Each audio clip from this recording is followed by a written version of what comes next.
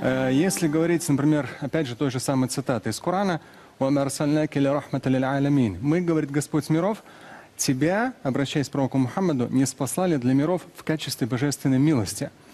То есть на сегодняшний день всего лишь 1/1000, может быть 10-тысячная из числа мусульман оказалась в системе так называемого международного терроризма. Это может быть 0,1%. Но эту тему, исламский терроризм, эти ребята, сколько им было, 18-20 лет? Они, кстати, родились во Франции или нет? Французы они. Они французы. И родились во Франции. То есть здесь очень важный нюанс, который никто не учитывает. Постоянно обобщают. Мусульмане, мусульмане, мусульмане. Это очень маленький процент, раз.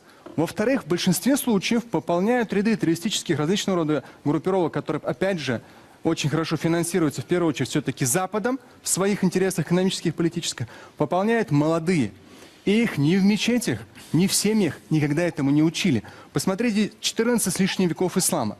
Такого понятия, как терроризм, оно начало появляться только после Афганистана, между Америкой и Советским Союзом, когда все это происходило.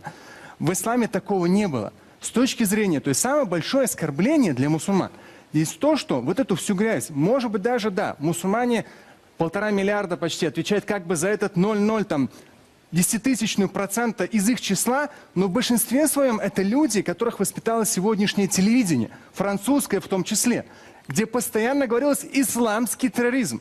У них уже с учетом нейронных путей в голове, что это именно исламский, что это часть нашей религии. Но, я вам говорю, мне самому 41 год, и я сам по национальности татарин. 27 лет я религиозно практикующий. Общался на разных языках с самыми разными культурами. В исламе такого понятия, как терроризм, в Коране четко и ясно сказано, что кто убьет, кто убьет одного человека, неважно какой он национальности, просто вот убьет его, то подобно по греху пред Богом, подобно как убил целое человечество. Никто во Франции эту цитату не проговаривал по телевидению. Если говорили, то только исламский терроризм. А вот такого рода вещи, то же самое пророк Мухаммад говорил. Верующий человек – это тот, рядом с которым люди, вне зависимости от национальности, вероисповедания, люди чувствуют себя в безопасности. Всегда раньше мусульмане излучали собой безопасность. На сегодняшний день мы поедаем результаты, пожинаем результаты, плоды именно и европейского свободного слова и так далее, когда всех мусульман обливали грязью и говорили «исламский терроризм». Вроде как Россия, слава богу, Европа нет еще, отстает.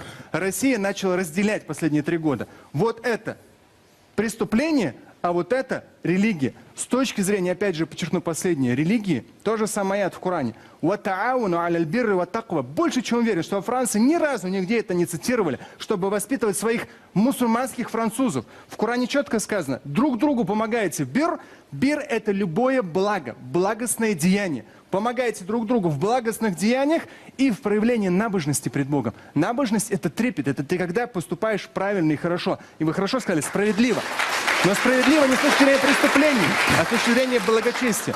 И дальше идет в аяте. Но никогда не помогайте друг другу, в Коране говорится, никогда не помогайте друг другу в вражде и грехе.